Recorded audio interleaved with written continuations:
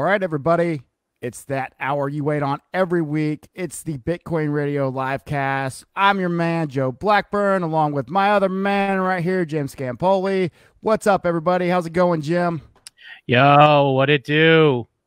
Oh, man, it is just a brilliantly horrible weather situation where I'm at. Yesterday, we had a bunch of tornadoes, and it was cold today. I know a bunch of you northerners and even you, Jim, probably make fun of me, but it was like 31 degrees out today, below the freezing line. I was freezing. I was like, what is going on here? I actually ended up having to go out to the woods for a little bit today. But I get back and Bitcoin's been kind of having a shitty last 24 hours, down like 3 or 4%. No big deal. But today we have a little something special to kind of warm me up, bring some holiday cheer, don't we?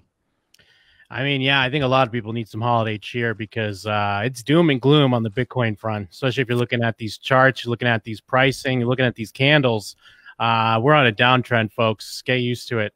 Hey, bro, you better chill out. You already know what's going to happen. Yeah. Hey, so tell me, at what point did you have to buy for that to be like a time period in which that sucks, Jim?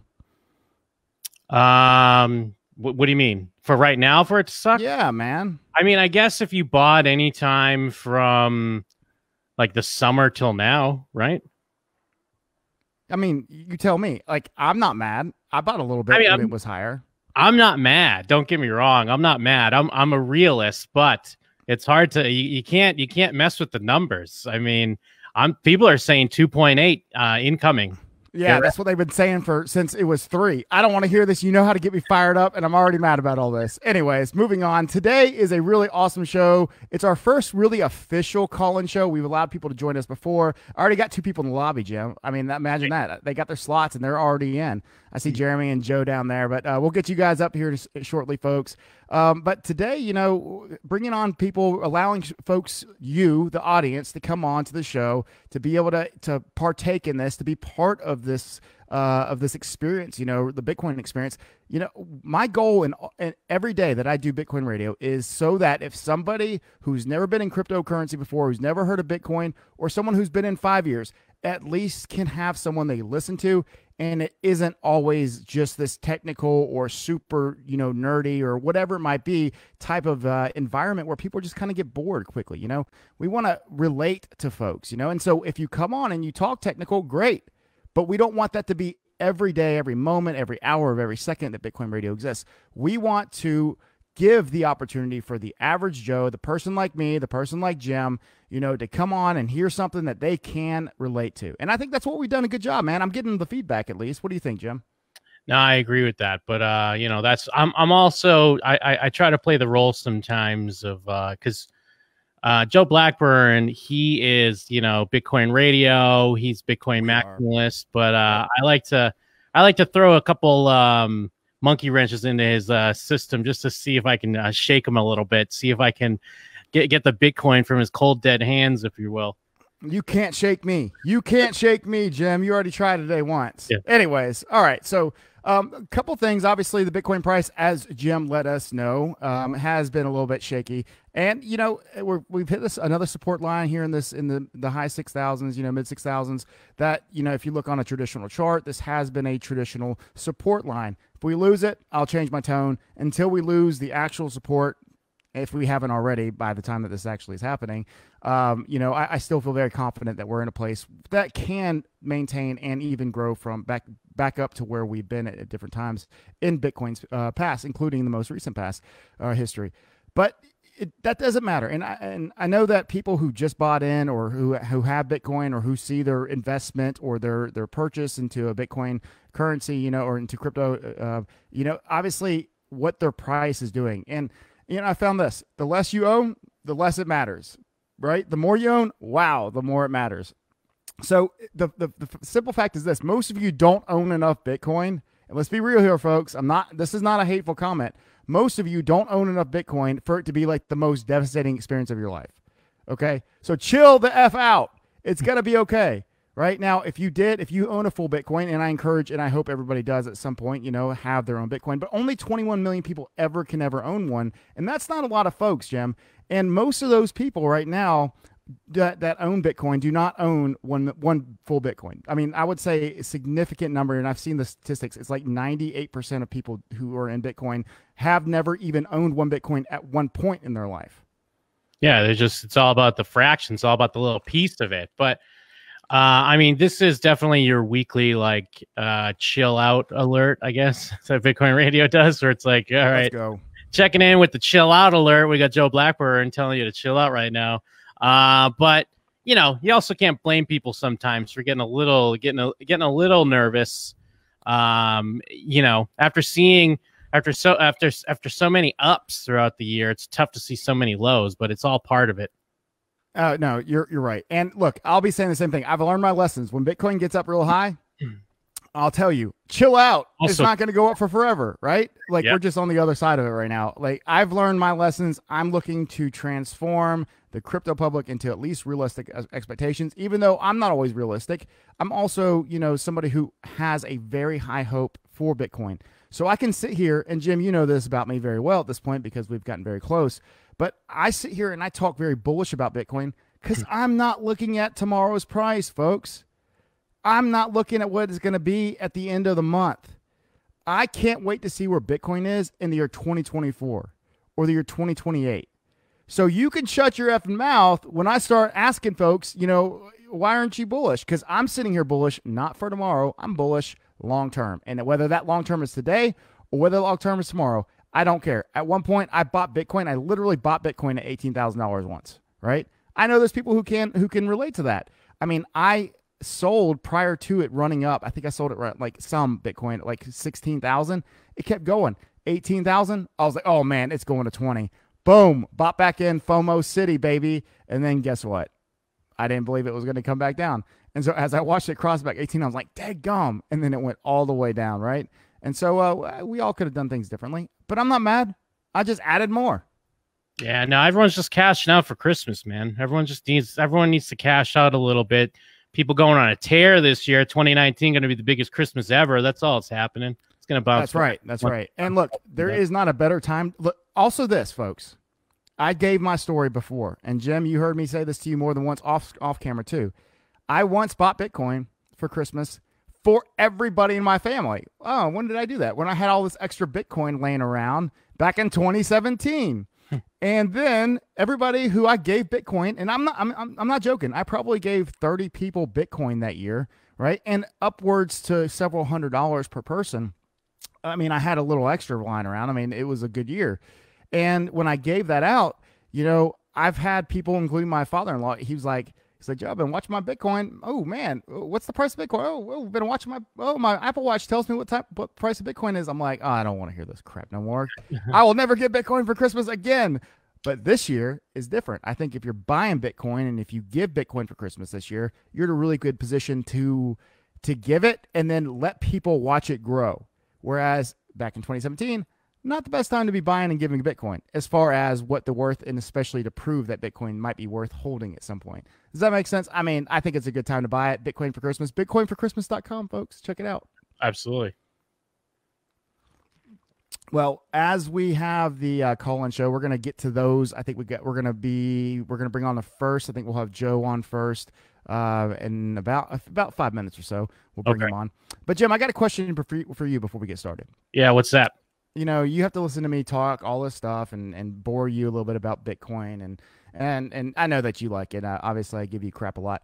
But my question to you is, you know, not what's the price of Bitcoin going to be tomorrow? Not is Bitcoin ever going to get this high again? But do you think more people are still interested in buying Bitcoin, just from your perspective? I will say from my perspective, from someone relatively new to the scene, I'd say interest drops when the price drops. I mean, I guess that's probably fairly obvious. Yep. And not to put the blame on people, but it's also like between the price and then everyone kind of being very doom and gloom, you're just kind of like, well, I'm not going to pay attention to that for a little while. You know, maybe when things start picking back up, I'll put my ear back to the ground and see what's going on. Such a signature. So I think that's kind of my general point of view, because I think I'd mentioned this a couple weeks ago when we were talking, is like,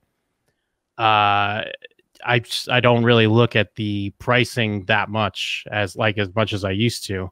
And again, I guess that's just natural in general from just getting used to it.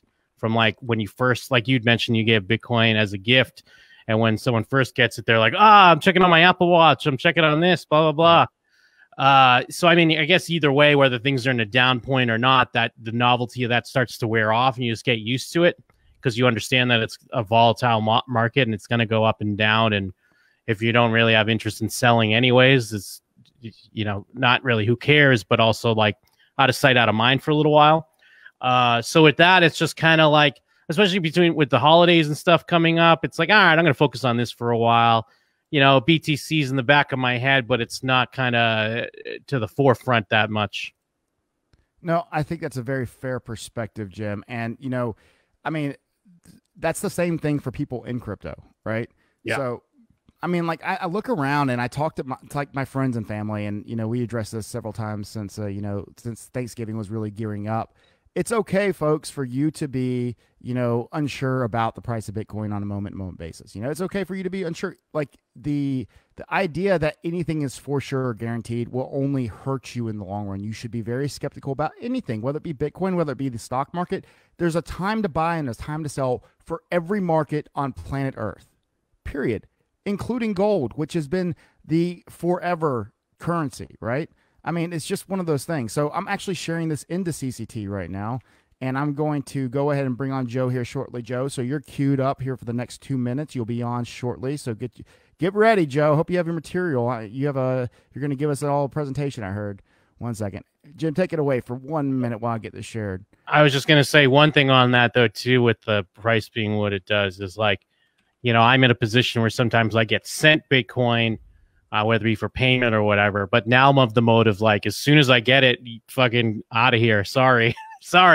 I can't hold this because this is supposed to be my payment. This is not my investment. So I guess I'm a hodler at heart, but unless it's like a payment that I'm supposed to be getting. And in some cases, now I'm like, just send me cash, motherfucker. Like, I don't want this shit where it takes fucking hours to get to me. And then by the time I get it, it's worth less than it was. God damn it. Hey, fair. But you know what? That can also work out in your favor. And it has before. I know for a fact it has worked out for you before. Absolutely. You take the good with the bad, for sure. That's right. That's right. Okay. All right. So let's go ahead and get this party started, Jim. What you think, man? Hey, yeah, let's do it. Also, I apologize for my blue language, but, what are you going to do? Oh, for what? This is Bitcoin. No one's going to tell you what you can or cannot do. All right. So, as we get moving forward, this is something we want to do at least once, let's say once or twice a month. Wouldn't you say, Jim, that we would like to offer this platform to the community where they can come on, share their thoughts. We've done it before a little bit one way or the next, but this is really where I'm opening it up. I've had probably 25 people who reached out to me and wrote me messages internally. Of those 25 people, about 7 people actually followed through and, hey, I want to do this. Okay, well, how do I do this? Blah, blah, blah. And then obviously I have some folks like the moderators, and I asked some of them to participate tonight too and to be part of this. And I look forward to hearing the community's perspective. I look forward to having people actually step up to bring to the table something that's a perspective from the community. It's a unique perspective sometimes. Sometimes it's a very generic, whatever it might be. But bring your thoughts from CCT. Bring your thoughts from Twitter. Bring your thoughts from everywhere you're talking about Bitcoin. Bring them to us. Let's talk about it. Let's have this conversation. So without further ado, let's break this thing open, Jim. It's the first live cast call-in show ever as a tandem, as Bitcoin Radio Live, and we're about to do it big, man. Yeah, let's do it. I'm in. Let's go for it. Change the way. All right. So first up, we got Joe Carlisari. I think I said that right. And if I didn't, you can tell me here shortly. What's up, Joe? Welcome to the show. What's going on, guys? Joe, Jim, how are you? Hey, what's up, Joe? I enjoy your festive background. He's got the fireplace going. He does. Yes, yeah. Well, first off, let me thank you both for all the work you guys do. I know I appreciate it. I know you got to put up with a lot of grief. I appreciate it. I know a lot of people that don't necessarily speak up and say they appreciate it. We're out there, so just know that. Okay. Absolutely, Joe. Thank you. First, and then secondly, today's a fun day. I look at days like this as an opportunity. I get excited about them rather than discouraged because I think it really tests what Bitcoin is. Anybody who follows Andreas Antonopoulos knows that Bitcoin is the sewer rat, right? We're always getting things thrown at us. We're getting price hit. We're getting now a double dip bear market, which I think it's things to be excited about because with every single moment, if Bitcoin survives, it's going to get stronger. It's going to get better. And I say that as somebody who's been through multiple bear markets, going back to, you know, the first Bitcoin I bought was 2014. Okay, I've sold it. I've made all the mistakes. But I want to tell you, just anybody who's watching this who's new to the community, because I think that's who we're geared to, the most important thing you can remember as you're going through this is that, like Joe said, it's not the end of the world unless you have tons and tons of Bitcoin, which is unlikely for the new folks. Exactly. And it will come back. Okay, it has always come back, and it's come back stronger and better. So that's something number one. Number two, you have to stop thinking about Bitcoin like a regular investment. It's not a regular investment. It defies the laws of every investment and asset we've had in history. There's never been anything like it that's so censorship resistant, unconfiscatable, that's got all the attributes, that's got a finite fixed supply. There's nothing like it. And when people try to draw parallels, I'm a big TA guy. I've been trading since I was 16 years old, but TA doesn't work with Bitcoin always. It's too complex of a market, especially now with the derivatives and the over leveraging. Don't worry about it. Put in what you can afford to lose. And if you've got more money in there than you can afford to lose, then you're over leveraged. You need to deleverage. That's number one. But beyond that, just ride it. Just realize I'm buying into this because I believe in it, because I believe it's an asset that's unlike any other. I believe it's the asset. I love what you just said. In fact, I'm actually going to jump off. I'm going to go grab a drink. You can have the show from here. I'm obviously joking, but that was really well said. And for those of you who may have not heard my episode last week, or excuse me, I think it was on Monday, actually, my Monday episode yesterday, I went into, we got to start having some realistic expectations for Bitcoin, right? You know, too much optimism, too much pessimism on a short-term level is the killer for anything. Now, let me ask you, Joe, I mean, you're obviously a smart guy. We've had a little bit of conversation, you know, back and forth. I've obviously seen you in and out of CCT. You've been a great contributing member, you know, someone who I've looked up to some of the things that you said. And if you're not following Joe, you know, on Facebook, I suggest that you are. You guys got a lot. And Twitter, of course, you know, and I'll let you plug yourself here at the end too, right before you hop off. But, you know, one of the things I want to ask you, Joe, is you're pretty a grounded dude, you know, from everything I know about you. Obviously we're not actually like, you know, super hardcore friends, but I've come to respect you to a little bit of an extent, obviously, for our little interaction. My question is this, is as the new person coming in, this space tends to attract get rich quick type of folks, right? Yeah. And that's continuously what pulls us down. Right now, we're dealing with that $2 billion, you know, Ponzi scheme, if not more. I mean, I just saw the numbers a little bit here and there, but this continuously happens. Like, when are people going to learn? Like, from your perspective, and as smart as you might be, obviously, we can't all fix the problems, or we don't know all the answers. But what fixes this?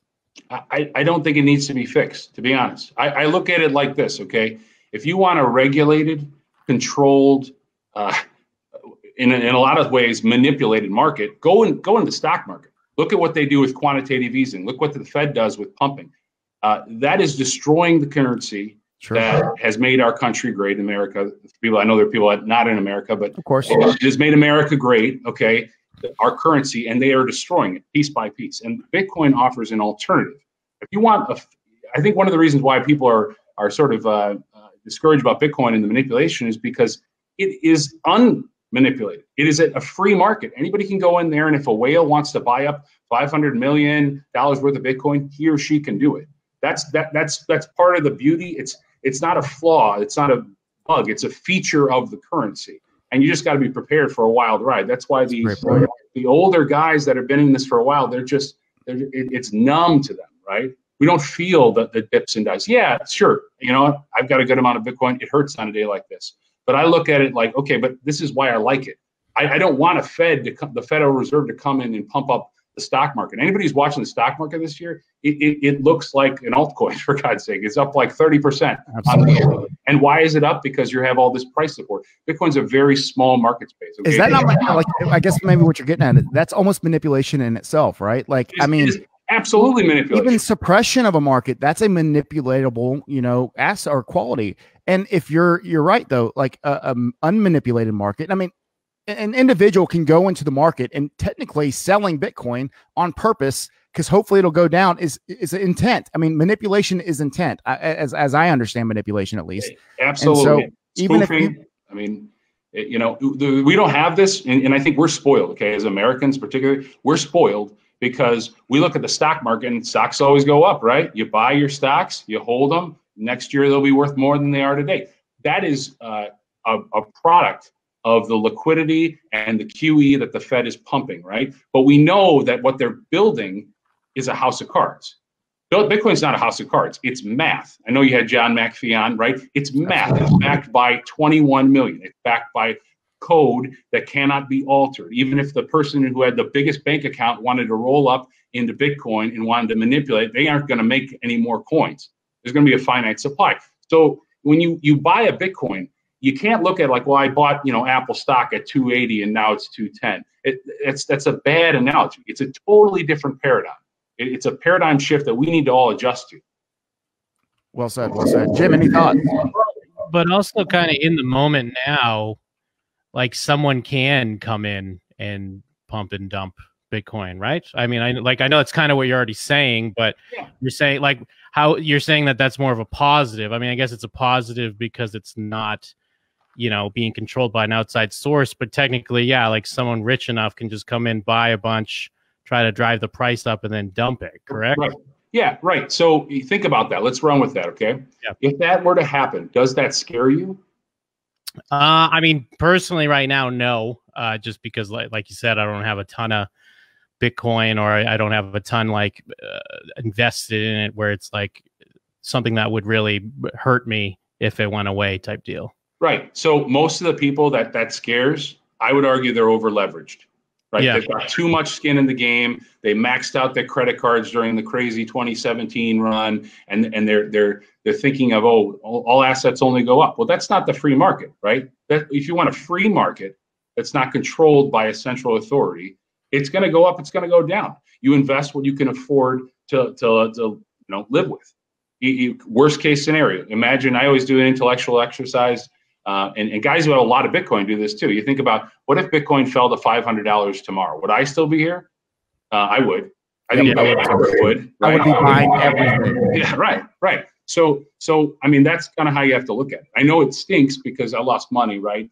That's why I always tell anybody who's going to buy Bitcoin, if you're going to put $1,000 in it, do not buy $1,000 worth of Bitcoin. Buy $50, then buy 100, then maybe another 50. Then another 100, and work your way up, right? They call that dollar cost averaging for people that aren't into the investing world. What it means is whatever you're going to put your exposure on, do it little by little, and don't go nuts when, it's going up, I got to FOMO in and buy more. That's why we have these swings, right? It's all psychology. It's I think it's all, the Bitcoin market's all driven by psychology. People are panicking right now, thinking it's the end of Bitcoin, and it's the 99th time Bitcoin has died, and it's going to go to zero, right? It's at 6,700. Still 100% off low this year.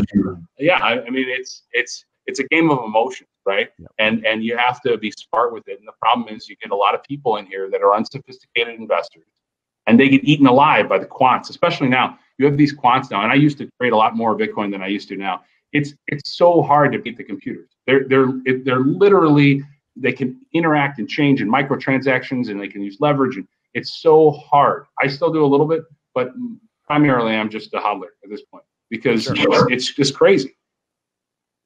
Well, perfect, man. Jim, finish off, say what you want. But hey, Joe, thanks for coming on tonight, man. It was great to have your thoughts on it. I look forward to you coming on more often and getting awesome. Getting your opinion and your insight. I think it's tremendous. Jim? I mean, this is kind of off topic, and I guess maybe it would be in relation to any type of investment, but and this isn't necessarily my point of view, but like when you dig around online with a lot of younger people, it seems like people are more going towards like anti-capitalist views. What does that say for something like Bitcoin? Do you feel like either Joe?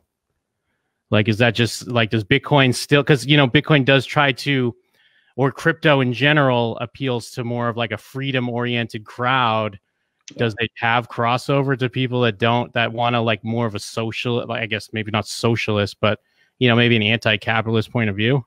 Well, what's anti-capitalist? Joe, I'll let you have your thoughts on this. But Joe, go ahead and answer this. Plug yourself. Let us know where everybody can follow you, find you, follow you. Keep it a little bit short. We got Daryl on the line. Absolutely. Next, so real quick, I think that the lure, the people that are drawn to more I'd say leftist policies and socialist policies, that is because they feel rigged. They feel the system is rigged. They feel boxed out of the system in the free market because of the actions of people like the Federal Reserve, because all the money's flowing to the top, because we don't have a free market. And they're mistaken the symptoms for the disease. You need to attack the disease. The disease is the manipulation by the Federal Reserve. So I'll leave with that. I know we got to go. You can find me on Twitter more often. I'll also be in CCT. It's Joe Carlasari at Twitter. And thank you guys both. I really appreciate your time. Hey, Joe, I'm sure I got your last name right. You got it. You killed it. Thanks, man. Thanks for jumping on. All right, Joe, thanks for hopping on. Jim, good points. And I'll kind of add on to what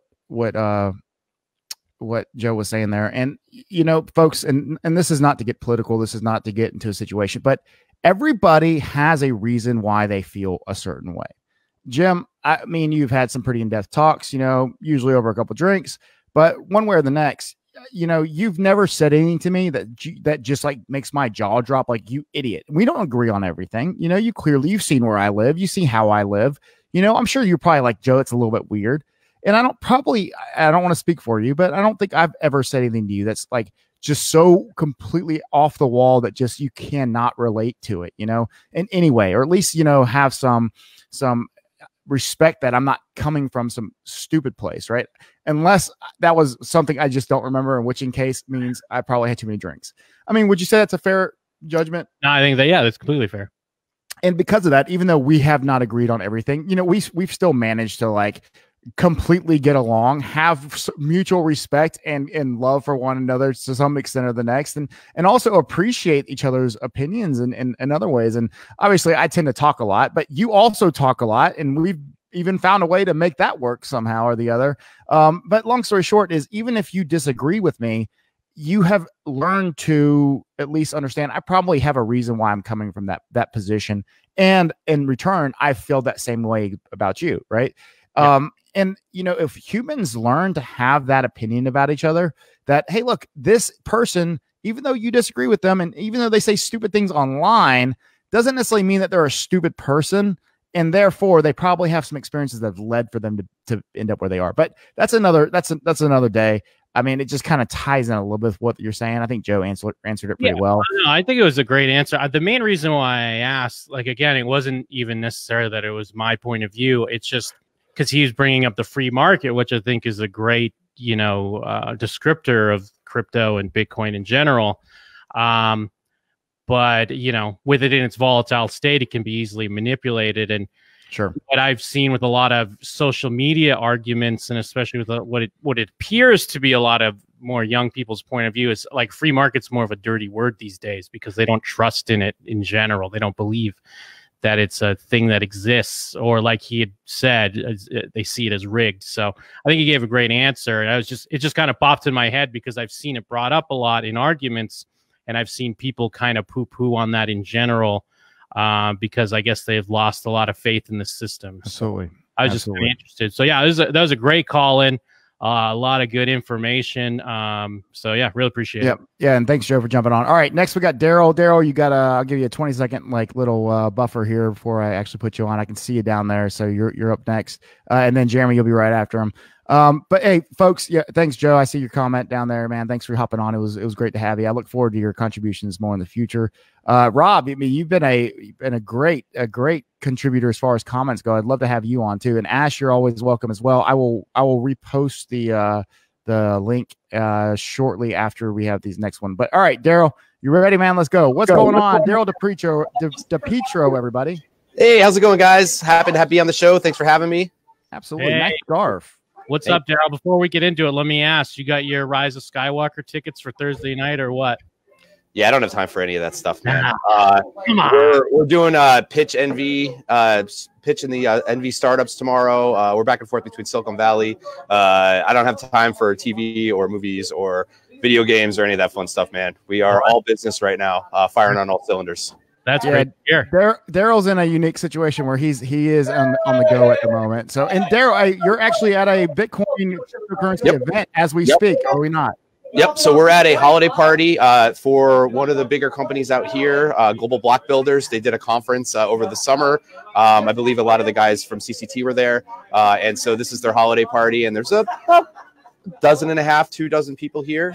It's just starting to ramp up. And I actually didn't know it was going to be today when I said, I'll be on your TV show. And you're like, oh, yeah, 6 o'clock. And I'm like, okay, I can handle that. Because where are you at right now, Daryl? I'm in Henderson, Nevada.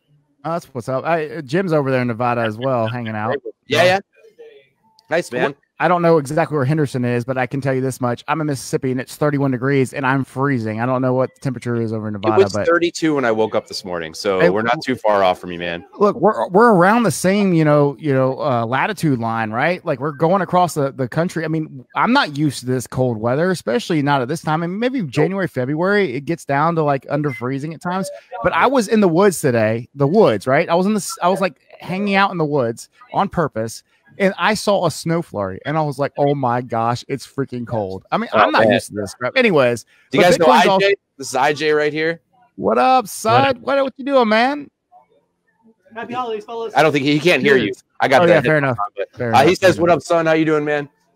Keeping it real. He says, "Keeping it real." So. I can tell. It sounds like you're all keeping it real. Well, okay, so Daryl, tell us a little bit what's going on in your life, man.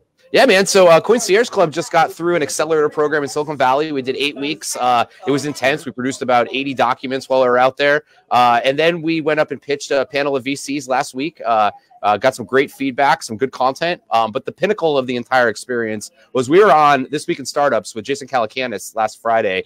He did 3 episodes that he shot from Wilson Sonsini law office, from the Salesforce office in downtown San Francisco. And anybody could show up. They picked like the first 6 people that went. We were the first ones there. So we went up there. We were able to pitch him.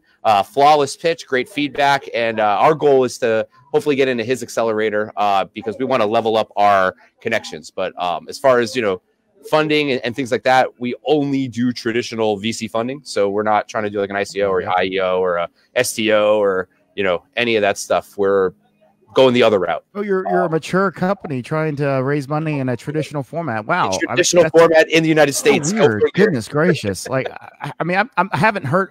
This is what am I doing? What do I do with my hands? I'm confused. No, congratulations, Daryl. I know you guys are kicking ass. All right, so let me ask you this, Daryl. Obviously you guys have a lot going on, and I appreciate you taking some time out, your holiday party, having some fun, a few drinks. But what about some advice to maybe a strong-willed or somebody who's really excited about maybe doing something in this space? And I think that really embodies about kind of where you were early on in this. And you just made it work. What's some advice real quick on what you would say? Hey, this is how you should do it, or this is why you should try, or like what about failure? I mean, how many times have you failed? Like, give us a quick rundown. Yeah, man. So you hit them all on the head. So what I would say to a young entrepreneur in the space is don't stop. Don't give up. Take every single risk, but don't cut corners.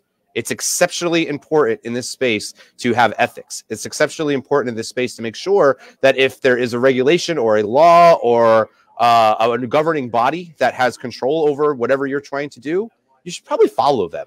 Now, there's some cool states that have some cool ways to bend laws. Nevada's one of them, that allow you to circumvent, certain types of laws and regulations out here. But if it's not okay by law, don't do it. If it cuts corners, don't do it. But take that risk to go out there and be everything. Be at every event. Be at all the meetups. Go to the parties. Go to the conferences. Even if you can't afford the tickets of the conferences, go to the lobbies of the conferences. That's right. It's that sort of stuff. You could probably sneak in, not to cut corners on that part. You can, and that's the thing. Like, let's say I saw you at a conference. I don't have a badge. You're like, hey, man, I'm going to go get lunch. Here's my badge. Next thing you know, I'm walking around with Joe Blackburn badge. Same thing. If I was at a conference with a badge and I saw you. Pulled that myself. I've done that exact same thing. Yep. In fact, I don't want to be your friend unless you haven't done that. That's how we got into consensus last year. It was great. That's right, man. But, I mean, that's kind of the other part of, like, don't let what you think is the preconceived notion of how this industry operates, where you have to have $2,000 per ticket, you have to have 25K for a booth. That's not how businesses are built. Use your network, build a network, use your connections, and get to the end goal. Because if you, let's say you have $10,000 to start a business and you're going to spend $2,500 on a badge, that's a horrible business expense. Get yourself a GoDaddy account, get yourself a MailChimp account, or well, not MailChimp because they just kicked us out, but get yourself those type of proper business funneling systems, and the rest will come. The network will come, the connections will come, and even if you go to Consensus and you don't have a ticket for Consensus, but you know where all the parties are, and we did that with we had a ticket for SF Blockchain Week, but we ended up getting invited to like 40 parties that were out there. You get a spreadsheet, next thing you know, you can walk into all of them. So that's really my advice. Is it's easy if you take it one step at a time, but it's also exceptionally difficult because you have to put everything into it. And the second you don't, they'll call you out.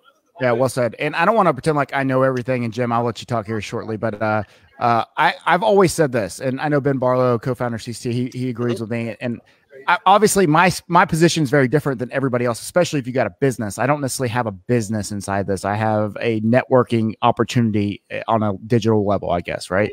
But when I go places, the whole point of every conference is essentially networking in some capacity, right? I mean, if you're a sponsor, it's because you want to network and get your name out there and let people come talk to you and, you know, get some exposure. If you want to go there and you want to throw a party, it's because you want people to come and network at your event. It's all about networking, and you don't necessarily have to be anywhere except at the places people are, even if that doesn't include the conference that have make sense, you know. And Jim, I haven't let you really talk yet, but I mean, great points, Daryl. Thank you. Oh, no, I mean, that's fine. So, but what about tips as far as you meant, like both you guys are talking a lot about networking. I mean, that's going to come down to schmoozing then, right? Because I mean, I know my main man, Joe Blackburn, he's like an extraordinaire when it comes to schmoozing with people. So for the record, when he says schmooze, he always says it like this. Like, I mean, he's from Baston, right? He's a Northeasterner. And so am I. I grew up in Connecticut, so I mean, I feel you, right? Same language here. I'm not some like sleazy schmoozer. I know you don't, but that's the way that I'm always make it sound. So I'm gonna make sure that everybody else knows. It means like I'm good at being genuine and having conversations with folks, right, Jim? Well, yeah.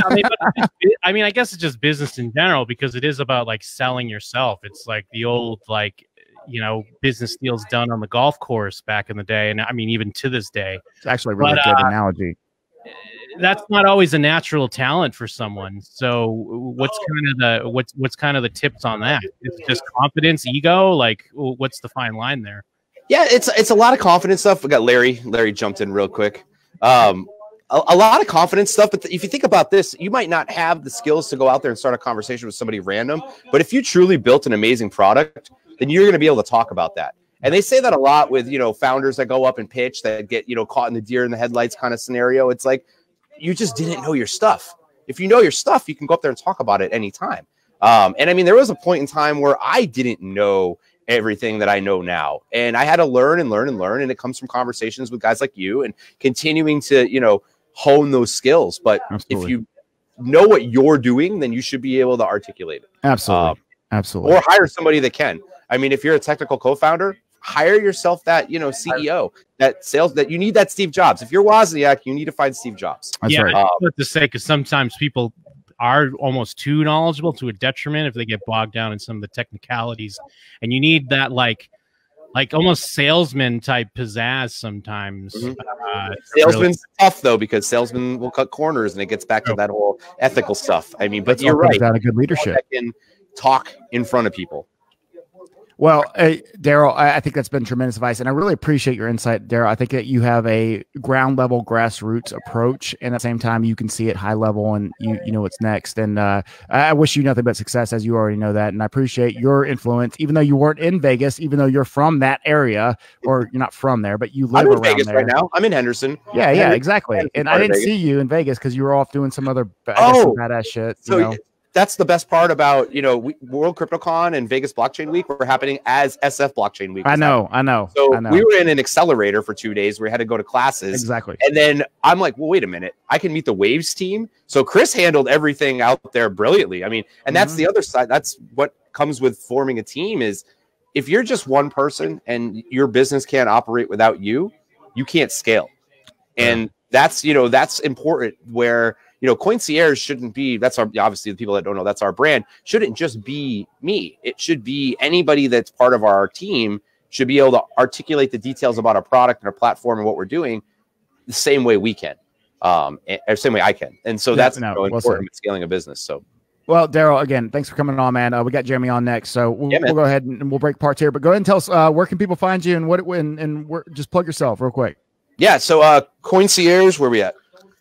Coincierge.club, Daryl at Coincierge.club. I'm at Daryl D on Twitter. And we're just trying to be that Silicon Valley VC-backed crypto platform that follows all the laws in the United States. And, you know, does the right stuff. I don't know how else to say it without being Coinbase. Well said. All right, man. Well, look, we appreciate you, Daryl. We'll see you soon, brother. Good Thanks, luck. man. Appreciate you. Thanks for coming on, man. It means a lot. You got it. Dude, crank it up. TMX, party up at that party. Yeah, man. Look, it looks like it was just about to get rolling up, and I'm a little jealous I'm not there, but I am doing my own party here, Jim, in honor of you. We have Jeremy coming on next. Jeremy, here's your 20-30 seconds. And then we got the Ash Rolston going to come on for a few minutes with us after Jeremy. And so I look forward to her. Everybody, if you didn't realize this, Ash just today changed, maybe just like this hour, changed her profile picture. So make sure you go look. Make sure you go see that Ash Rolston just changed her profile picture. Comment on that. Give her some love. Make sure she knows that when she comes on, just show her what's up. Everybody knows what's going on. All right, Jeremy, your 20 seconds is up. Let's go. Jeremy Mitchell, everybody. What is up, my friend? Hey, long time no talk, Joe. Has it been, really? Hey, been busy. Up, Jeremy? Hey, Jim. You got your Thursday tickets to Rise of Skywalker or what, my guy? 6:30 show. Yes. There you go. Finally, Jim. Finally. That's right. I can't miss that. Hey, no. Well, first off, Jim, why don't you go ahead and start this? I have a great relationship with Jeremy. I can't wait to hear it. Let's go.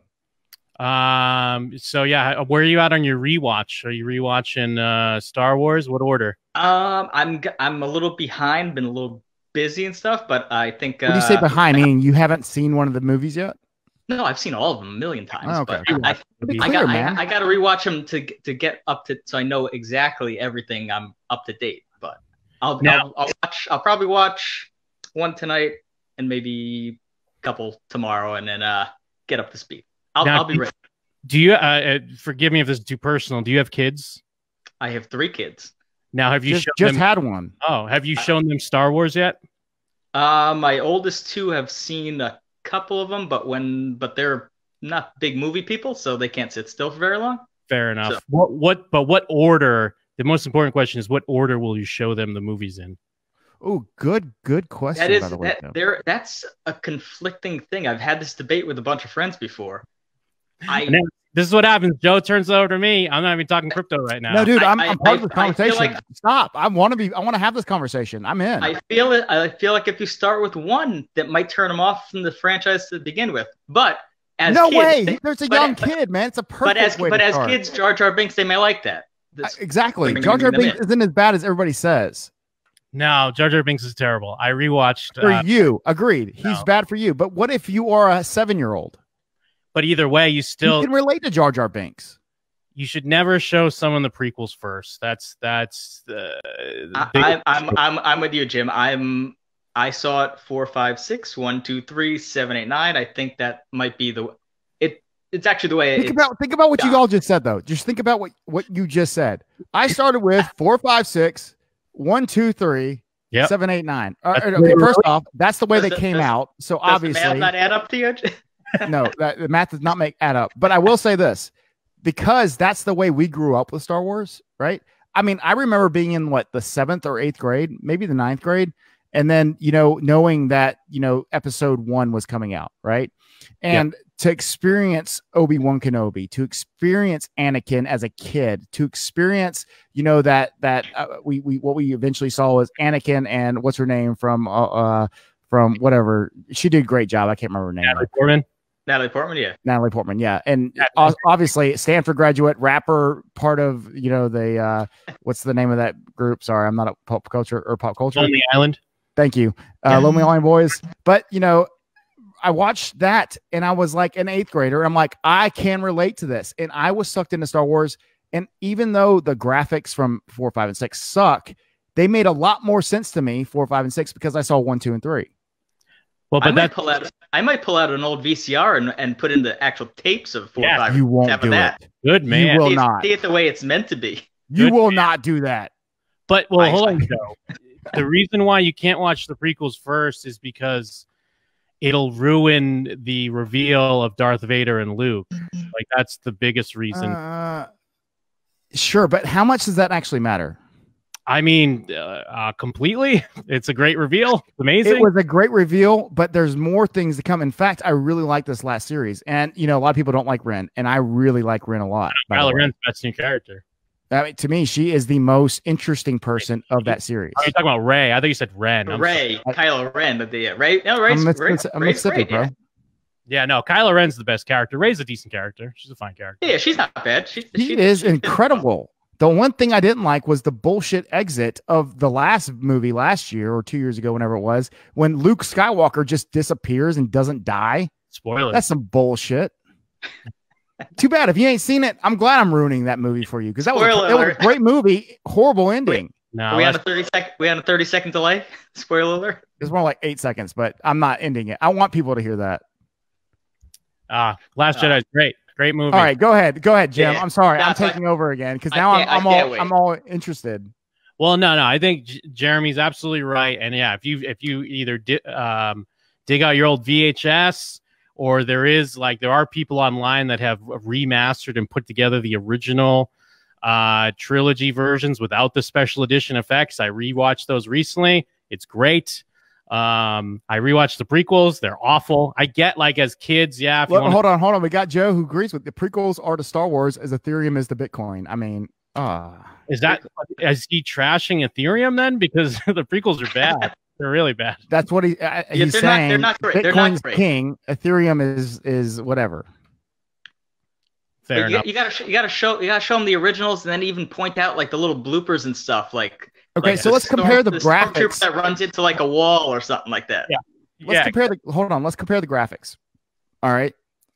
Episodes 1, 2, and 3, or episodes 4, 5, and 6. Let's compare the graphics. 4, 5, and 6. Still, it's still because it's are insane. No, too much. I want to have y'all are some too much CGI. It didn't look natural. Okay, so all right, so let's put aside our differences.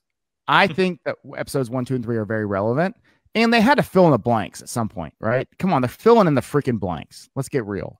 I mean, it's weird Lucas was a freaking genius when he did this, but who starts a trilogy at 4, 5, and 6?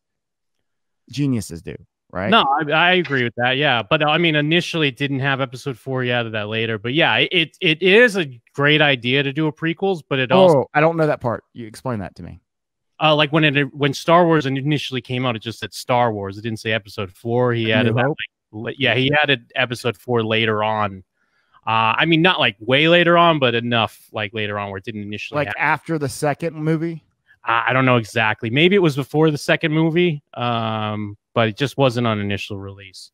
But also, it's a fun idea to do prequels, but the prequels stunk. And then he invented. That's so wrong to say. He kind of invented prequels between that and what's it called? Temple of Doom. Indiana Jones Temple of Doom is actually also a prequel. I know not a lot of people realize that. And Lucas was involved with those as well. So he kind of invented prequels, but now people put out prequels all the time and they're awful. So he took a shit on everyone because now we always have to see a prequel about some character because they don't feel like doing a sequel for it. And we're just watching stuff where we know where it ends. It's terrible. All right, we've had enough of this trash talk. Let's get on to Star Trek or something. Let's get on to something relevant, something real. One more thing, Joe. Have you guys seen Star Wars in concert with the full orchestra and everything, just playing the music with the movies in the background? I haven't, but I would love that. I've heard. The orchestra. That was awesome to see. Yeah, I will also admit that The Mandalorian may be the very best TV style series I've ever watched, and I cannot wait till next week. That's one thing. I don't have Disney Plus yet. I'm gonna get on that, and I'll catch up. You can't even have this conversation. I have no word. I'm behind. I'm very ashamed of myself for that. So I'm sure at some point we got Ash waiting in the lobby. So at some point we got to get to some of your actual thoughts. Did you have anything prepared? What's going on, Jeremy? No, really. I just wanted to say first time, long time. I wanted to check in, see what's going on with you guys, and it's been a great show. Sandwiched in between some legends here, so a little tough. Well, Jeremy, you're a legend too. And for those of you who don't know, Jeremy is a moderator in CCT. He's also the newest, or not the brand newest, because there's people in front of you at this point, but also welcomed a new Bitcoin baby into the world not too long ago.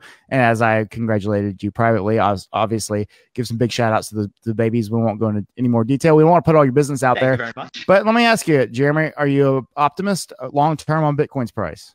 Always, yeah. I'm always telling people don't panic, just don't even look at it. Just put it to the side and check back a couple times a year.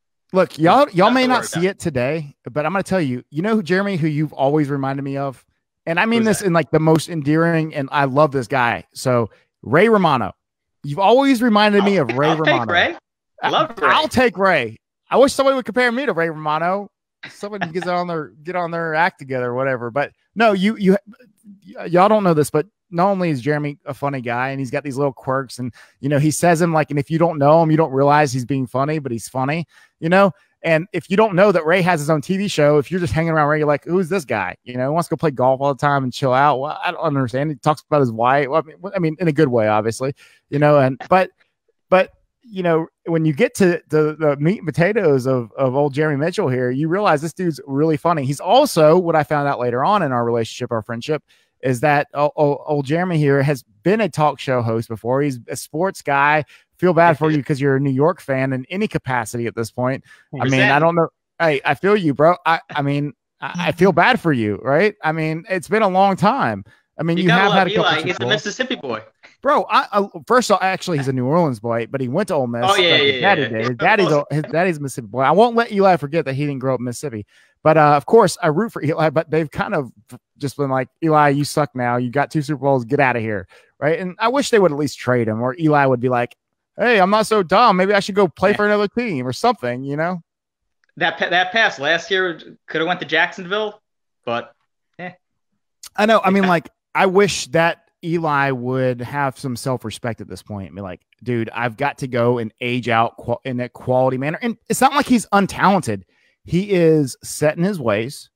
He's kind of, not as smart as his brother, but, he's still capable. And so if he goes to a system, he would do well in like a Belichick offense right now. Well, who wouldn't? I would do well there. Yeah, we could all play quarterback for the Patriots, but I mean, look, when you're Tom Brady, it's like about Eli and all this, and I'll not say anything, but I'm not going to listen to the system QB bullshit narrative that people try to pull. Oh, I forgot we got a Patriots fan on the phone. Yeah, Eli got it too. I'm twice. Got him twice. I'm not going to allow this other nonsense. In fact, Eli is 2-0 when it matters most against Tom Brady. Don't 18 and 1 giant loss. Yeah, that's right. I mean, I'll still take the 18. It's still better. I mean, I know they didn't get the Super Bowl, but I still don't recognize the stupid Miami Dolphins because they didn't have to play as many games. So fuck yourself, Miami. Eat shit. But you know what? They won the Super Bowl that year. Was it even a Super Bowl at the time? Yeah, I guess it must have been. But who cares? They didn't have to play as many games. Fuck yourself. Eat a dick. The whole team. Wasn't it the last game? Yeah, but how many games did they play? I think it was like 2 less, something like that. Maybe 16. Let's be real. Hold on. I don't care if you lose one game or if you lose all of your games. If you end up with the Super Bowl championship, it doesn't matter. We're just talking about the undefeated. I know what you're talking about, and you're trying to take away. I mean, I'm a Gator fan. I root for Florida teams by instinct. I'm not taking anything away. 6 rings, whatever. Miami, eat a dick. 6 rings, bro. You know what, Jim? You can go and eat a male genitalia. Yeah, why don't you do your McAfee impression, Miami? I bet you this much. Miami would have beat every single New England Patriots team that has ever existed with that team. No, they wouldn't have. No matter what, under any circumstance, Patriots would lose. They may not even scored a point. No, they wouldn't have. You just be wrong. I mean, you could say whatever you want. Hold on. I will admit, Joe, that's a hot take. I don't know about that one. No, it's not. But I will admit this: the Randy Moss insertion does change my opinion that it could have been a point. I don't even care because you're just saying like outlandish stuff. Like I'm not. I'm literally telling you that they never lost a game that season. Obvious, and they're clearly the best team to have ever played football. That is ridiculous. It's not even close. Okay, that's fine. I mean, when you don't lose a game. Didn't you lose to them to let them preserve? Anyways, all right. This is getting personal apparently. So it's not because you're just saying outlandish stuff. Like it's like if someone's saying like Bitcoin's going to go to $1. What do you have to say about it? Good analogy. All right, I'll shut up then. Go ahead, Joe. No, I was already done. I was just talking about Star Wars. I love the football talk. By the way, that was a great analogy. It's like Bitcoin thing is going to $1. That's well said, Jim. Way to shut me up. And I mean, as a New England sports fan, we don't even recognize college sports. Like when people talk about college sports, I wouldn't either. Leap of meat. Oh no, Jersey, I wonder why. We don't have college sports either. They don't exist. I wonder why. It's because it's like watching Little League. I want to watch pros. I don't want to watch kids in school. Get out of my face. Only because y'all suck. No, because we don't care. Where are all your players from? We're going up in Texas. The SEC. What are we in Texas caring about high school football? No, we care about the pros, bro. Well, actually, half of the pros come from our area, but they don't go to college in our area. That is not true. That is very true. Jersey's got a strong football culture here. No, I have nothing against Jersey. I'm just telling you that that's not true.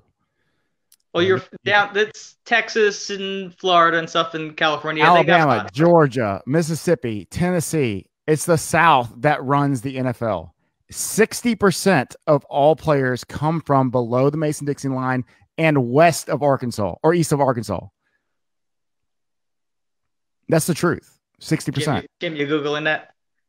Go Google it. And that, by the way, we're not a big population in the South, so we make up like 1/8 of the entire United States, even though our land mass is like a quarter of the United States. Anyways, we can talk facts later.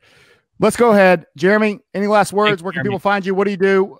What we got? Ash waiting on us. Yeah, I'll let Ash go. Just wanted to say thanks for having me on. I was gonna tag on to Daryl and say, yeah, go to as many conferences as you can, sneak into things, just network, go to the parties, hang out. That's what I do. And that's right. Hang out with Joe, and I got on the guest list for something, and Joe wasn't even on it. I got you in. I was like, got all you guys in. Got you and Rostick and all you guys in. Hook me up, Jeremy. I need to get in, bro. I just signed up for all the newsletters, all the things, and they're like, oh, you're on the list. Absolutely. But, hey, you guys have a good night, and yeah, always keep doing good work. Thank you, Jeremy. We'll see you soon, man. All right, everybody. That was Jeremy Mitchell, moderator CC. But we've saved the best for last. We're coming up on the end of the hour. Obviously, we're going to make sure that Ash gets her say. I can't wait to hear this. Jim and I have something prepared to ask Ashley when she hops on, and we're going to talk a little bit about Mr. Cotton, who recently is about to get his body re-examined. And Ash, just so you know, you got a 20-second head start here that we're about to bring you on. Jim, look, I know you're mad at me now. I'm fine. Look, I'm a huge look. In fact, if I'm fortunate, I might even have those. One second. Nope. I actually just bought some Tom Brady rookie cards. Nice. I ain't even mad, bro. Oh, I can tell you're mad. I can see it in your mouth. You're like, I'm really not. I'm not mad. You're mad because I was telling the truth about college football. This dude loves. Oh, no. First off, just so you know, yeah, you can say whatever you want. You cannot change my opinion on college football. Now, I will say this. Your analogy about it's like saying Bitcoin to $1. That shut me up, and I was like, damn, okay, I get it. And obviously, I think athletes today are better than they were back in the Dolphins undefeated era. So I would concede that argument to you if I had to. I just love when they trot them out every year. Like if a team goes like 10-0 and finally loses and they trot out these like 7-year-old losers, be like, yeah, we still got it. Get out of my face. Hey, but the Miami Dolphins are the ones that stopped the Patriots from going undefeated. No, it was the Bills. I'm sorry, not the Bills. It was the Giants. No, I thought was it? Yeah, no, the Giants beat us in the Super Bowl. Yeah, with Eli. That was the Eli game. Okay, so that whole year y'all did not lose a game.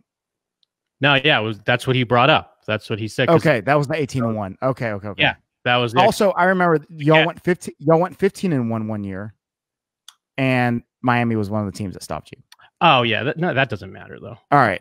What matters is when it goes to the Super Bowl. It's still funny though. Okay, come on. Give me some slack. And it's fine, but like Drew, deer in the headlights, mad about the Cheatriots. No, bro.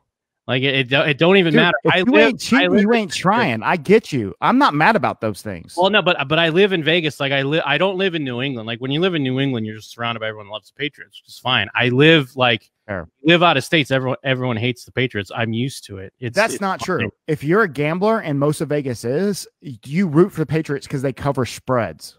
But they're not. No, but it's not the same as being a fan of a team. People still.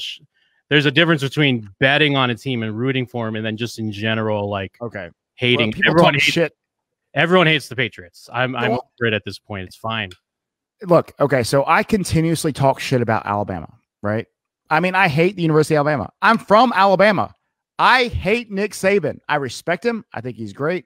I'm really impressed with the body of work. Go to hell, Nick Saban. I can't wait till you are no longer the head coach in any capacity of any team that I'm not rooting for. But I know that he's great, right? But I'm going to talk shit about Alabama every chance I get, bro. Why? Oh, but that's not what people aren't like that with the Patriots. I mean, maybe. All right. Probably not even when they retire, but I was going to say maybe when Brady and Belichick are like long gone from the game, maybe, but probably not. People just literally hate them.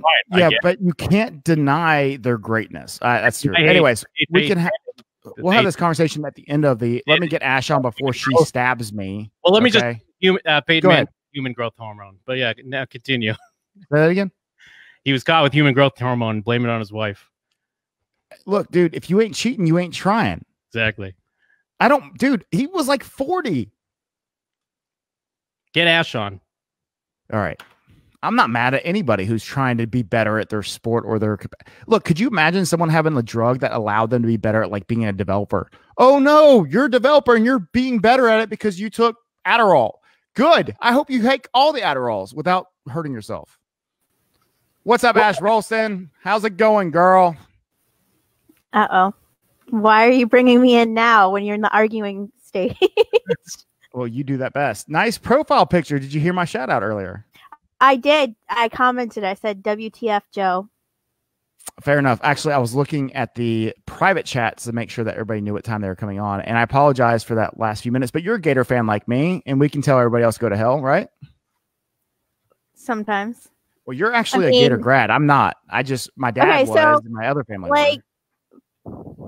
3 or 4 guys from my high school graduating class went to play for the U down in Miami. And so weirdos.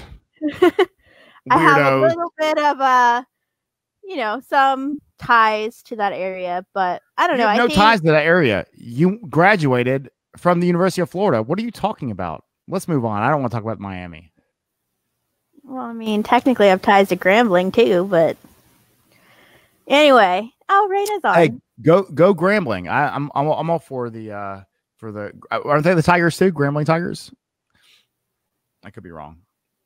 You should know. All right, Ash, give us some Bitcoin knowledge. We've been sitting here talking about Star Wars and sports after a great conversation about crypto. Obviously, the conversation has deteriorated to an awesome extent, and we'll get back on track. Tell me about Cotton. Should this dude's body should it be opened up and made sure that he actually died? What body? Exactly. That's what I'm wondering. It's like this dude actually is alive somewhere. Wouldn't you say so? He died from Crohn's disease. Allegedly dehydration from diarrhea. Yeah, Crohn's disease. Exactly. Right. I mean, this is not. Crohn's disease is rarely fatal, from what they say on Google. If you have Crohn's disease, are you really going to Thailand and going to eat local food to go kill yourself? I mean, not if you have $25 million chilling in your Canadian bank account. I don't know, but did you see I think Ernst & Young is the auditors on the court appointed auditors for the situation. I'm not familiar with them, but I know Jim is. They audited the exchange. They audited all of the shit in the cold wallets that are supposedly they don't have the keys to. They're empty. They're all empty. So it doesn't even matter if he is alive. There's nothing to get back. So wouldn't that point to the fact that he's probably alive? Well, that's why I said what body. Yeah. Well, but I mean, did they really say there is no body, or is it we just need to prove that? That's why they want to exhume him. They're gonna exhume him and probably do a DNA test. confirm he's dead. But if you have $25 million, you can just tell somebody, here's $1 million to say that I died. Isn't 25 million is kind of not a lot, though? Not like a fake my own death amount. If you're in India. Yeah, but also, I mean, going back to what you're saying about like, if like, aren't wealthy people kind of think they're invincible? Like saying that how stupid could he be to have Crohn's disease and like go to India? Didn't Steve Jobs like go to holistic medicine for his cancer? He was like a fruitarian for like the last years of his life or something. Yeah, like I'm trying to like get rid of it. Yeah, don't they do like stupid things like that sometimes where they, I don't know if they think they're invincible or it's like a weird ego thing. I don't think that guy was super rich though. Throwing out devil's advocate, you know, like potentials for some of these questions here. Ash, that's I don't know. I don't know. I don't know. I think the guy's not dead. So what he had, he what was he to this crypto exchange? It was Canadian exchange? He was the CEO of the largest Canadian crypto exchange. He died and he took with him CX is the name of it, if you're wondering. And when he passed away, he was the only person, which is I cannot believe anybody on that team allowed this to happen, but I guess he was just like some, narcissistic dictator asshole who maybe this was his goal all along, is that he's probably been planning this for some time. If he's still alive, he didn't think of the idea yesterday, right? Mm-hmm. I mean, this is something he'd probably been planning for some time. He goes to India, he dies because he has Crohn's disease, and I guess he has some bad Indian There's 200 million and involved. Okay, it's not just 25 mil. I didn't, but that's new to me. There's less than 25 mil that's visible in the blockchains in the supposed accounts. That's why we keep Ash around to make sure the facts are straight. There's still like 170 mil that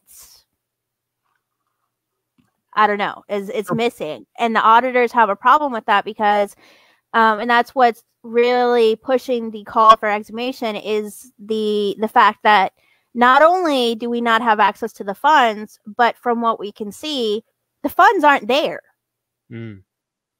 And this is the users of the exchange money, basically. Like basically got fucked because he faked his death. And then there's evidence that he was trading on margin, trading shitcoins on margin. Always a way to win. That's sarcasm. Please don't. But unless you're controlling the exchange. Yeah, no, he wasn't trading on his own exchange. He was trading on other people's. Okay. Yeah, he was doing all of that. There's evidence that he lost a lot of money on other exchanges. So it's basically a big situation where he lost everybody's money and then goes, oops, I died. I mean, the guy looks really healthy. If you go look at his picture, actually, I'm going to share this right here because I really want people to see this. Like, this dude's alive. He's probably in CCT watching this right now. You just never know, right?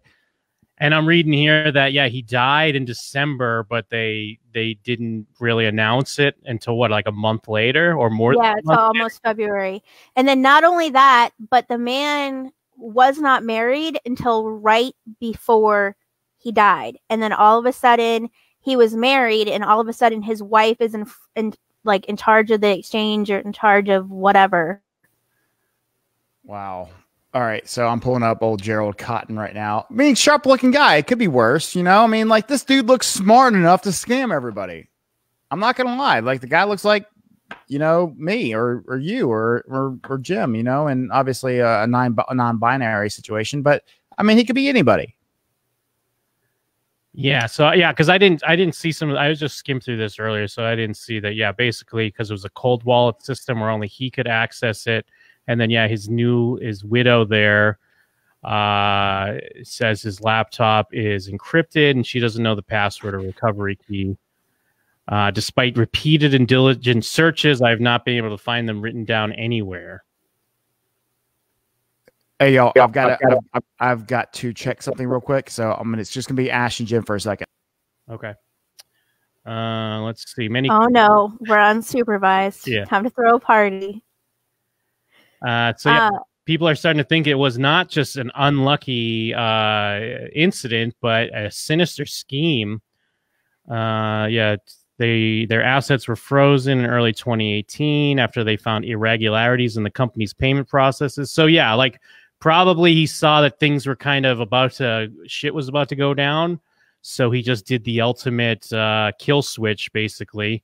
And That's funny. To take off with everyone's money and just get away scot-free almost.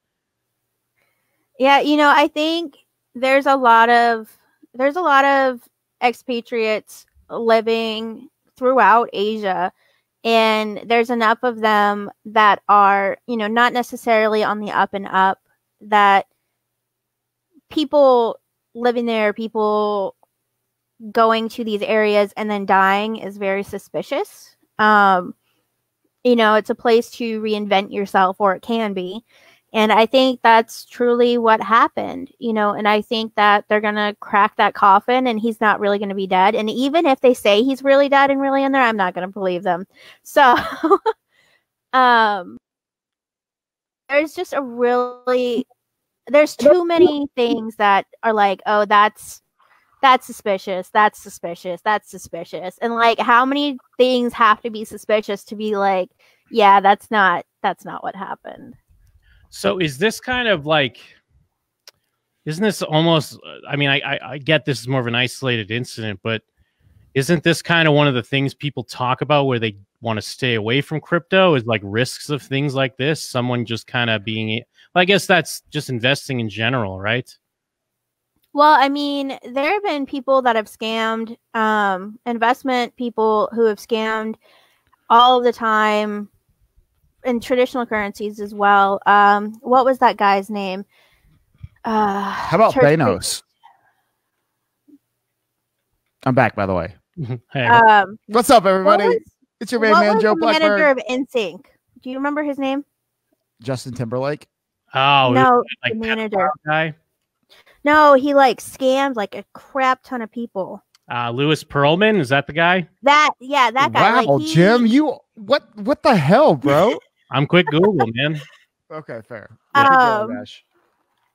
Sorry that my references are really weird. I lived in Orlando at the time, so my like chomp.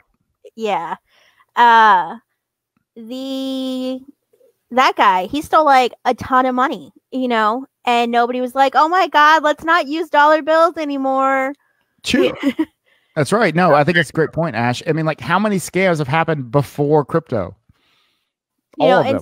All of the scams happened before crypto. And it's a custodial problem. We're seeing these centralized exchanges. I don't know if you're familiar with Jameson Lopp. He's a cypherpunk. I interviewed Jameson Lopp. I'm talking to Jim. You exited the conversation. Hold on. Have you returned? Jim edited the Jameson Lopp interview, for the record. Okay. I'm just sorry. I'm just really excited. I interviewed one of you people that you know, so that's cool. He probably has no clue who I am. But anyway, he had a good point on Twitter the other day, and he was talking about the drastic uptick in exchange hacks and centralized exchange hacks. It was like 1, and then it was like 2, and then it was like 4, and then it was like 16, and now it was something like 35 in 2019. Wow. And that each one that happens, the conversation continued. He didn't say this. I don't know who said this, but somebody else in the conversation said that the more that it happens, the more that people see this happening, the more they see this as an option, and it becomes sort of a history repeats itself. So I think, we're really going to see more DEXs, and we have to look at DEXs and see if they are really DEXs, especially. Sure. All right, so let me give everybody a quick backstory on Ash Rolston. Ash Rolston obviously is a genius, and she potentially is an artificial intelligence mixed with some sort of augmented reality on top of a quantum computing outfit. All right, so you say what you want. Ash can pretend that's what somebody who is an AI, AR, quantum, whatever would say, by the way, because they've already realized how to fake humans out. And if anybody also noticed, I named the last episode I had Donald Trump, even though it had nothing to do with Donald Trump, just to get more clicks, and it has worked. I'm already up almost 50% on all clicks and all views on that one episode just because I named it Donald Trump, and I'm gonna continue to use that, by the way. But to use the Donald Trump example, like, you know how to incite people to not believe that you're an actual AI, but you know that you're an AI. I mean, it is you what were it is. Just on video with me, like, what, 2 days ago, 3 days ago? Says the person not on video. Yeah, well, I'm right? a hot mess. Anyways, okay. Look, we're winding down. We've been over an hour and 15 minutes, but I do want to say this, Ash, to everybody who's listening. Ash Rolston has been a humongous influence on my personal crypto and personal growth. She's helped me see and understand this space at a very different level. When I came in, I was very much looking for that next win. Ash helped be that grounding factor to realize, hey, this is bigger than that. Shut the hell up, Joe. You're wrong. And I was like, oh, yes, ma'am. You're right. I lost and you won, and I appreciate all that influence, Ash. Now, obviously, you come on, you could talk about anything, everything, and at any point, you don't need to rehearse anything. But let's get some final points, Ash, as we wind this down, because this also does turn into a podcast, and we have to make sure we fit into the Apple restrictions that we currently are under, and we will eventually break out of that where we can do 4-hour podcasts. But I don't think anybody wants to listen to 4 hours, anyways. So it's on you. Final thoughts, Ash. I want to touch on what Drew asked. I think it was Drew. Let me check. Nope, it was Adam. It was, do you see a viable use case for private blockchains or distributed ledger technology or some enterprise level innovative use of this tech? So the biggest use of this tech on the corporate side, I talked about this in a post the other day, corporate projects versus community projects. The thing about blockchain is that the data structures behind blockchain have existed since the 1950s. Companies have used them. Companies have used them to track between various locations and all sorts of different stuff. And then Merkle trees in 1979, the timestamp protocol in 1991 by Haber and Stornetta, all of that different stuff built up to where Satoshi was able to take the various things that went into Bitcoin, 22 different references, and create Bitcoin, and all of that stuff that went into it. Yes, it was already in use, but they were already used in corporate settings. And the only thing different between those things and between Bitcoin and other distributed consensus models is that we have decentralization. And when you say, oh, it's going to be a private blockchain, so a blockchain minus public decentralization is those same data structures over again. It's nothing new. Well, you just went over my head, and that is beautifully said. I'm sorry. No, don't be. Like, I mean, I'm being semi over my head. I mean, I understood the words, but I don't have a response to it because it would just sound ridiculously stupid. You can laugh at that, Ash. Laugh at my stupid jokes. Chill. Jeez. All right. Fair enough. Ha. Thank you. Me and Ash are actually about to be playing Fortnite here in about 45 minutes or so. Ash, is that correct? So we're gonna grind this down. As I said, we have to fall underneath the Apple restrictions that we have. And Ash, as always, it is a pleasure. It is a beautiful, wonderful opportunity for the world to get to learn from you. I think that everything is better when Ash Wilson has it. Go ahead. Too Broke for Bitcoin second edition is almost done. It is kind of done. I'm just rereading it until I'm happy. Oh God, that what? So 2 years from now? Okay, you know what? No, it's almost done. I have like Too Broke for Bitcoin episode 1 or chapter 1 or whatever you want to call it. First off, they need to read that. So Too Broke for Bitcoin, folks. If you are listening to this and you need I took the first edition off the market. Of course you did. Okay. Keep going, the second one's like includes everything from the first and is twice as long because it has more stuff in it. I will make sure to remind me. I will make sure that I pin that post to the top of CCT so that everybody will be able to see it and share it with their friends. Okay. Well, anyway, Too Broke for Bitcoin, the second edition's coming. So when? Give us a date. By what day? January 1st, 2023. The 21st of this month. This soon? Yeah, I told you it's coming soon. Didn't I just say coming soon, Jim? Do you see how he is to me?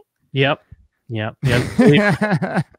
All right, Ash. No, congratulations. And for the record, everybody, that is the most recommended book I can ever recommend on planet Earth. It is the essential to know. And I stand by that. And Ash Rolston, you've been, as I've already noted, a huge influence on me.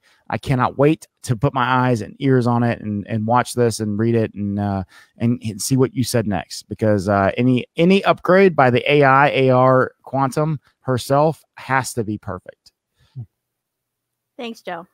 I love your profile picture. I actually just shared it into CCT just to piss you off. I saw that. That was a Cheers. comment. Cheers. All right. Thanks, Ash. We're going to close this off, but I thank you for your participation tonight, and I appreciate you coming on. Yeah, thanks for having me on. All right. We'll see you soon. Thanks. All right, Jimbo. Fortnite? Say that again. Do you guys get the lightsabers in Fortnite? Yes, and they are incredible, dude. They are. Do you want to play? No, I never played it. Dude, just play with me tonight. Maybe. Doubt it. No, not maybe. Let's just try it. It's only like 720 where you're at. Let's get on one game. Maybe. I'll get my superstars with us. We'll win a game. You'll think it's easy, and then you can always say that you won a lightsaber and blaster game. Yeah. I didn't realize. Okay, so I'm a Star Trek guy. You're a Star Wars guy. I also love both of them, by the way. But you never told me that you were like a Star Wars nerd. Yeah, I mean, I guess I am. I'm not a diehard, but I'm in it. I got my tickets Thursday night. All right, Ashley Meredith wants to play, so we'll do a Bitcoin radio team. All right, so can I ask you a question? Me? Yes. What are your expectations of the end of this part of the trilogy? This third trilogy. 5 decades later. It's complicated. Tell me. You know it's gonna suck. You know you're gonna hate it, by the way. I feel like I'm probably not gonna love it, but we'll see. Do you agree with me? Any movie I go into, I want it to be great, obviously, even if I'm... Yeah, but... I mean, I'm excited enough that I pre-ordered my tickets. I'm ready to go Thursday night, so... But you already know that the end of it is going to cause a ton of controversy. It's never going to live up to the hype, and it's impossible because you know why? The first 3, the storyline was so incomplete, but the movies were so perfect. Yeah. There's no answer to this. Like, it's a losing battle. It's a moneymaker at this point, not to burst the bubble. I agree. But it's just like something like Endgame, for example, because I'm a big Marvel fan. I thought Endgame was amazing. Completely different and not on the same level. That's not a storyline that people are like pissed off about because they enjoy the action and the love of, that authentic, superhero.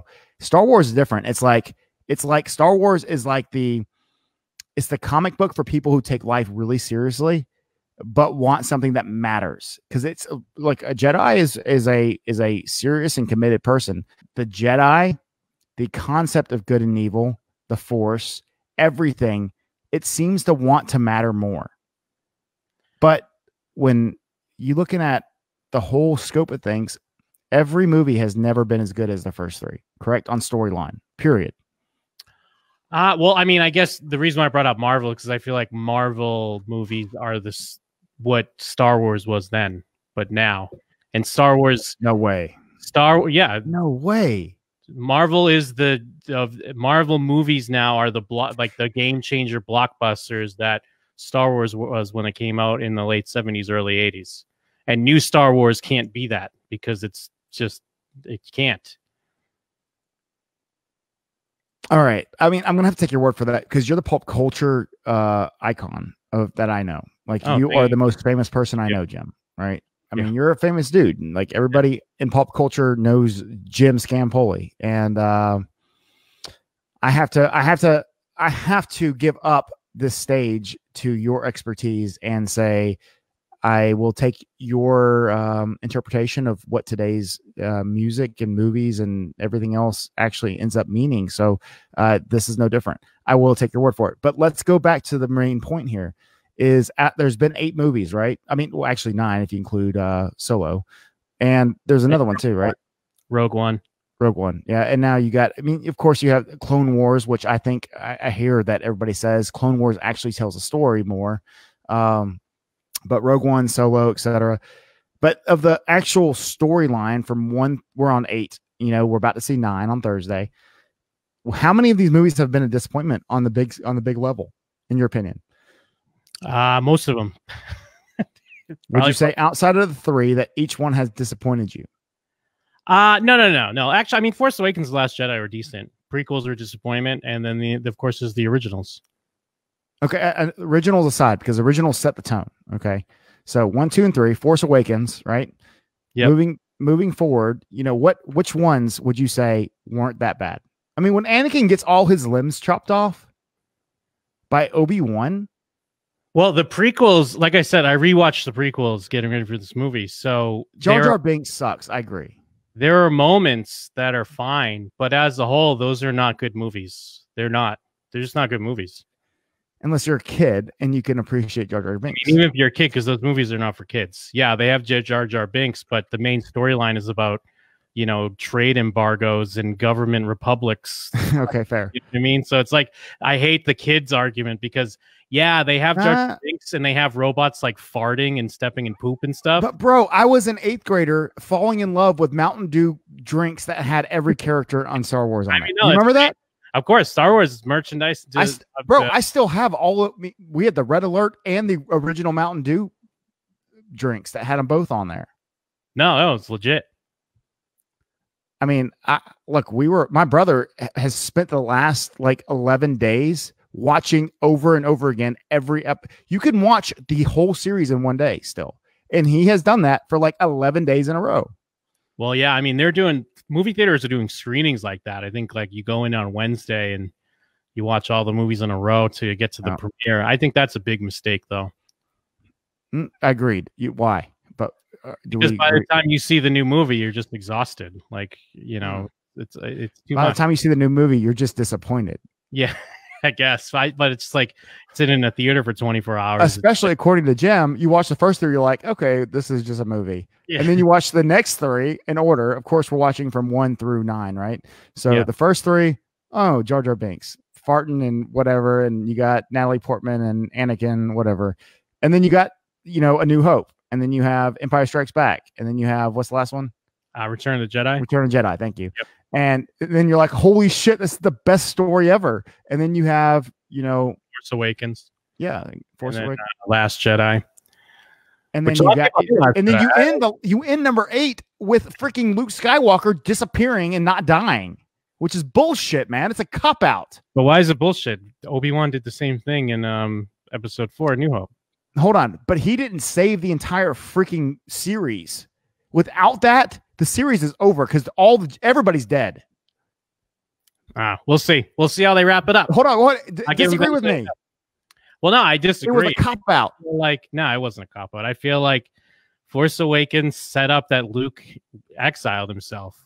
Force Awakens decided to make Luke a mystery, where the whole movie is about trying to find him. So Luke didn't come out even when in Force Awakens they used Starkiller Base or whatever it was called to destroy 7 planets. He still didn't come out of hiding.